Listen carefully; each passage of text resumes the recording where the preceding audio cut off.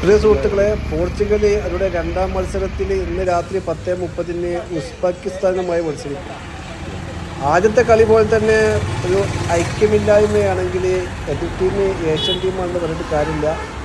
Team വിജയിക്കാൻ സാധ്യത കുറവാണ്. പക്ഷേ റൊണാൾഡോക്ക് പരിഗണന നൽകുകയാണെങ്കിൽ ആ ടീം എന്തായാലും 3-4 ഗോളിന് ജയിക്കാൻ സാധ്യതയുള്ള മത്സരമാണ്. ഉസ്ബെക്കിസ്ഥാൻ എന്ന് പറഞ്ഞാൽ അത്ര വലിയ ശക്തികളൊന്നുമല്ല. പക്ഷേ പോർച്ചുഗീസ് ടീമിൻ്റെ ഈ ഐക്യമില്ലായ്മ ഒരുപക്ഷെ ഉസ്ബെക്കിസ്ഥാന് ഒരു ഗുണം നൽകും.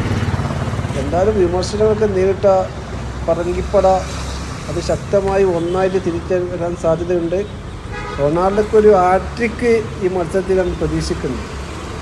റൊണാൾഡോ മെസ്സി ഹാട്രിക്ക് അടിച്ച പോലെ ഹാട്രിക്ക് അടിച്ച് റൊണാൾഡോയുടെ പോർച്ചുഗൽ അതിശക്തമായി തന്നെ ഇന്നത്തെ മത്സരത്തിൽ തിരിച്ചു വരും. ഇതോടുകൂടി ഗ്രൂപ്പിലെ ചാമ്പ്യന്മാരാകും. 1997 കൊച്ചി നെഹ്റു ട്രോഫിയിൽ ഇന്ത്യയുമായി 2-2 സെമി ഫൈനലിൽ സമനില പാലിച്ച ടീമാണ് ഉസ്ബെക്കിസ്ഥാൻ.